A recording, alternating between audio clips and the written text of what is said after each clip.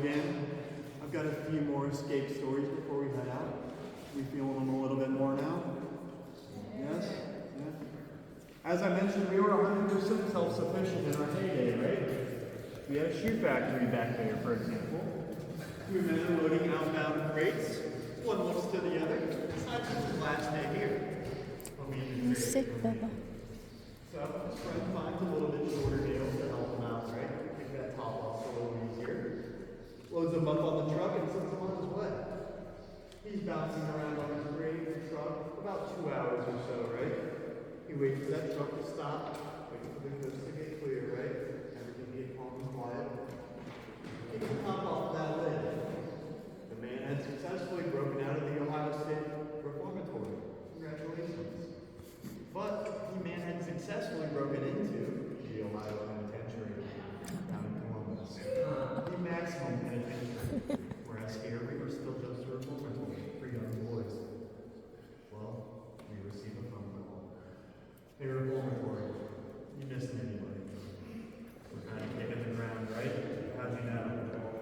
Well, we got into a shoe crate. Would you like it back? We're thinking to ourselves, you know what? We put in all that hard effort to get down there. How about we go ship his belongings down there? And he stayed down there. That's exactly what happened. The man served for the time had, of course, for trying to escape. Out of that maximum penitentiary, blowing his chances here at the reformatory. So, apparently he didn't get the memo things. They get institutions, they can't be profited on, right? They got to be sent to other institutions, hospitals, schools, etc. Now, before we get over to our cell block, I do have my favorite escape story. You guys care if I share it? Yeah. Please. This one took place out on our farms. I mentioned we were almost 100% self-sufficient, right? Men working fields, watching agriculture, tending in the fields, all that. Well, our guard to inmate ratio, one guard at every 49 inmates. A lot of heads to watch, right? Well, a man approached the guard one day out in the fields and told him he had an upset stomach from chaff. And usually it rings off in the toilets, right off the distance. Guard tells him to make it quick, get back to work, right? Again, he tells him I have an upset stomach, I can't. So, that guard looks over there after about 10 minutes or so have passed, sees his head still popped off out of the top of the toilet, so he thinks to himself, you know what? Maybe he wasn't lying. Maybe he did actually have an upset stomach. I'll let him sit there for about 10 more minutes or so, then it's back to work, right? Well, that ratio. He loses track of time. About an hour's passed now. He starts to freak out. He looks over there frantically. That man is still sitting on that toilet. Now he's just playing games. So that guard, he marches over there, decides to have a little word with that inmate, right? But as he's approaching that toilet, he's realizing something, folks. That's not a human being sitting on that toilet. That's a scarecrow, an inmate's outfit. The man took off his clothes, made sure the scarecrow, put it on that toilet, had about an hour head start down the road. Now, we were able to wrangle him up with the dogs. He left his scent behind pretty well, right? It just goes to show the creativity of breaking out of a prison, right? Not anything it takes. Do we have any questions at all?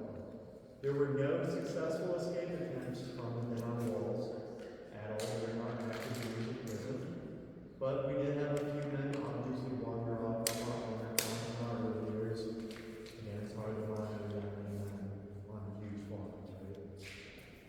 Hope you don't have any more questions. We're going to head into the cell block over here. But real quick, I'm going to give you a few tidbits. 584 cells total, 6 tiers high. Tier 39 on the 6th tier. We're going to be walking down to the 4th tier. That's where we're going for us to walk all the way down. So I promise all the cells we will be at that 6th tier, right?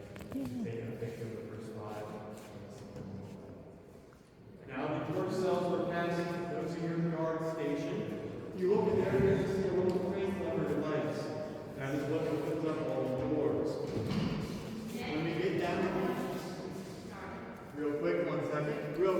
get down to the fourth tier, see this doorway in the middle? It's going to be open. That is known as the catwalk. That is where the guards would have individual access to water supply, right? So you have a man trying to flush his contraband, acting up, flooding his cell. Simply go back there, turn off his water, problem solved. Also a great way of cleaning up on an inmate list. Did you have a question? Yes, sir. Yep. You can look at them, yep, you're more than welcome to, but we do not take photos of them. Yep. Those are the ones that show that active prison out there. That's yep. good. I want to look. Now, for those of you, go ahead and follow me. Again, it's a little tight. We're going to be sort of walking and talking, and as I mentioned, we're heading down to that fourth tier. Follow me, friends.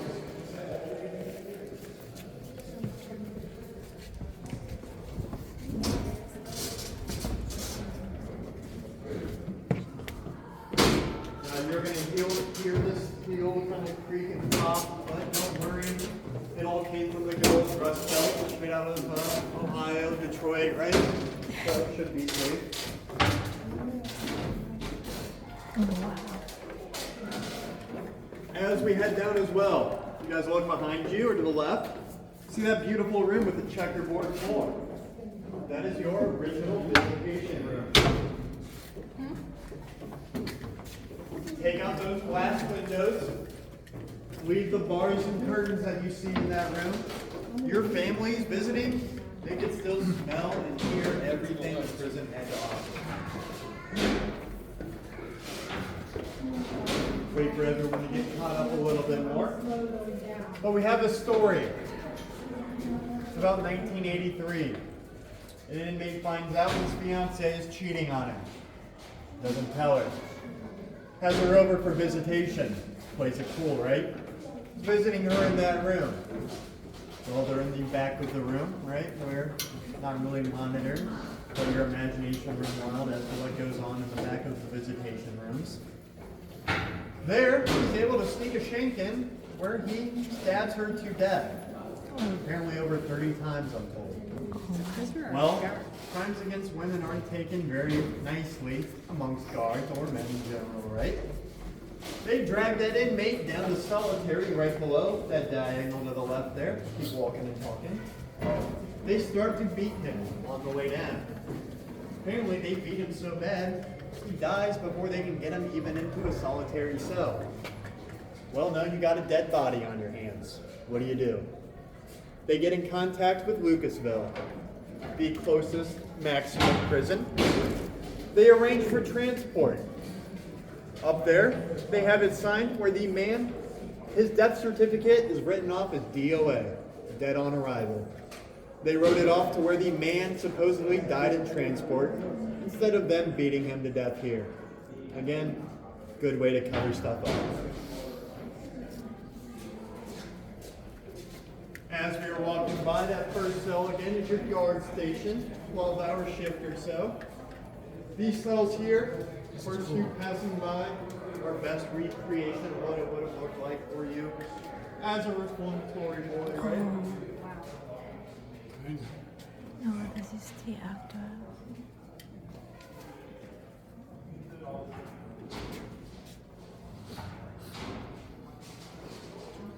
Oh. Well, we're going to do a few little history lessons for you guys. We're going to go back to 1920. It was a little law that was passed in the United States. Prohibition. That leads to mass prison overcrowding. Also, we fast forward through the Roaring 20s. What do we hit? The Great Depression, right? Yeah. In here, you're getting 3 square meals and a warm bed. On the outside, you're an original hobo, right? Sleeping in a shanty town. You have a felony to your name. Good luck getting a job. So that being said, those men are doing whatever they can to break their parole. Punching a guard, stabbing an inmate.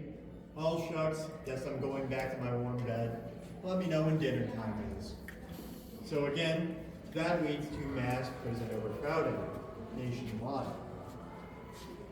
Well, in 1930 as well, the largest prison fire in U.S. history breaks out. Down in Columbus, that maximum penitentiary, either an escape plan gone wrong or an electrical fire. It's still debated to this day. I'd rather believe the escape plan story if you ask me. But that being said, an entire cell block of men were burning alive. We are in a cell block right now, so just imagine that. Well, down there, they were under skeleton key methods. That means you have to go to each individual cell to unlock your man. Well, there you go. Yeah. Now, as I mentioned, folks, with that in mind, in this room, before we head into solitary, we've got a lot of artifacts from Shawshank Redemption. We've got that 500 yards of tunnel Andy crawls through, simply an optical illusion, of course. We got that pipe Andy pops out of at the end right here, filled with graham cracker, sawdust, chocolate syrup, marshmallow, give it that look. Tim Robbins was a bit of a germaphobe, so he still hated the scene. Where was the silver ink that's right on when you did it? So, the cell that we would have shot it from would have been right here. If you guys look right over here to the left, right here is the hole and how that scene would have been shot. One of the biggest gotcha moments in Hollywood, right? You can wave to your friend through Andy's hole. What is that hole? Yeah. What is that hole? That's the hole he supposedly dug. Ah, okay. See? Ah, okay, yeah. And then did you Look. put the picture of that woman there? Yeah. Ah, okay.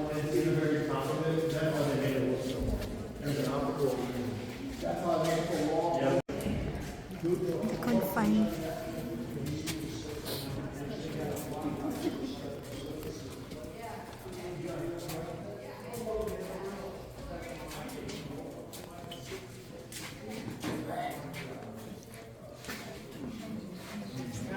Solitary.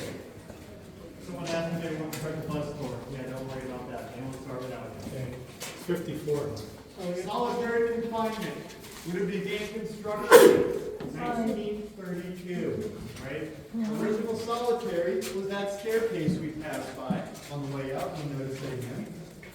These cells right here were not added until the 50s and 60s. Well, those are your sensory deprivation cells, your modern solitary. More original solitary cells will find the cells in here. No conditions in solitary confinement. Ah, so that's where there's no lights, whatever. But oh my God. Meal times in solitary. You're a little bit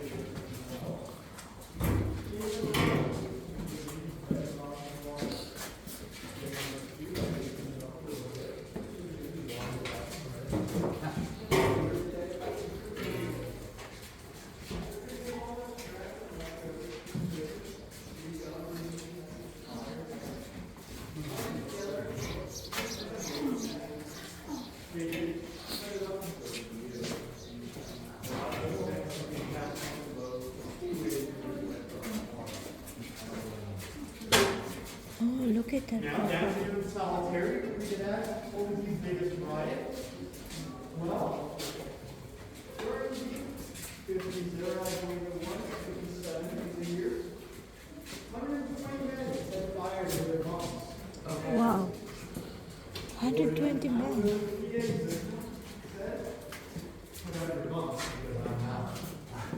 Those men, they figured it out fast.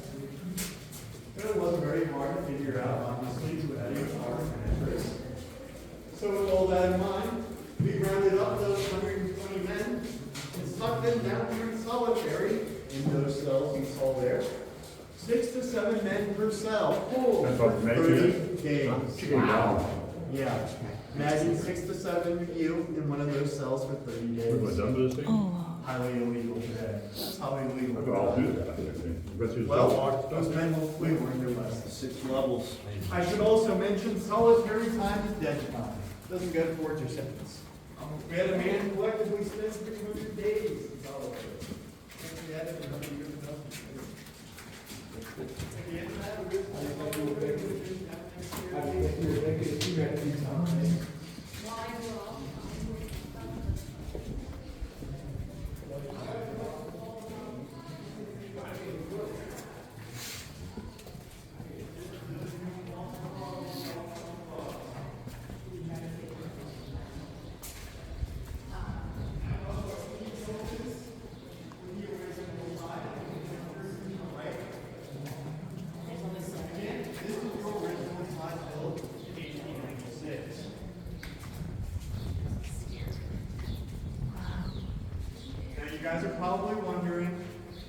you go from that 15% recidivism rate, things called Dracula's Castle.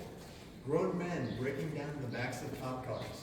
Send me to Columbus. Send me to Lucasville. Don't send me to the Reformatory. Right? Well, we'll fast forward again. 77 this year. 2,200 men sue the state of Ohio and this prison for infraction of their 8th Amendment right. For an unusual punishment. Can you agree, right? Well, the Council for Human Dignities comes in here and does a 5-year research plan. It would have taken me all 5 minutes. And they find infestations so bad that the walls were moving at night from cockroaches. Guards, simply by doing their patrols, walking the ranges, getting bed bugs in their clothing, taking it home to their families, spreading it there. Right? Rats the size of cats, maneuvering their way up through the sewer pipes, popping out of your toilet up in the 5th and 6th tier to say hello in the middle of the night. Then we're keeping food specifically from commissary or nighttime to throw down to the floor level before bed. I guess screw the guys down here, right? Not only that, before bedtime, you're taking your tissue paper and rolling it up in your ears and your nose holes so those baby cockroaches don't fall in your head, right? Not only that, maybe put a little piece of tissue paper over your mouth so a big one doesn't fall in your mouth if you're small. Well, all that being said, we're left with an ultimatum of 2 things. Get this prison back up to code or build a new facility. And that's all we went with, right? A new facility. Our new facility was given an end date, right, or beginning date of 1986. Do we know any state-run projects that ever finished on time? No. So for those 4 years it was delayed, do you think any money went to that building at all? Why would it? This building is going to come down. It'll be a waste of money. So the conditions that you see, this is how it looked with 3 to 4 men per cell, right? Not far off at all. So as I mentioned, last guard leaves December 31st of 1990, leaves this place vacant. Shawshank rolls into town, spring of 93. We approach the state, get denied. We reapproach them in 2000, as I mentioned, right? They tell us an auction. We show up to that auction, we're the only ones there. The state of Ohio is on our side this time. They put so many stipulations on that bill of sale, preventing it from being scrapped, turned into anything other than a historical site, for lack of better terms, right? So bidding begins at $1, going once, twice, sold. We bought this building, 255,000 square feet, and everything inside of it that you've seen, for $1 single at auction. Now the state of Ohio, as generous as they are, turn around and hand that dollar back to us. Every nonprofit needs its first generous donation, right? That was the first and last donation from the state of Ohio. Oh, wow. So before I parole you guys and take back your little white devices, you can keep your earbuds and your earwax, I don't want that. I'm gonna leave you guys with the same thing the state left us with. Good luck. Nobody in their right mind is gonna want to tour a dusty old prison. So, either we prove them wrong, or none of you guys are in your right minds. I'll let you guys decide that. This is West Block. This is West Block.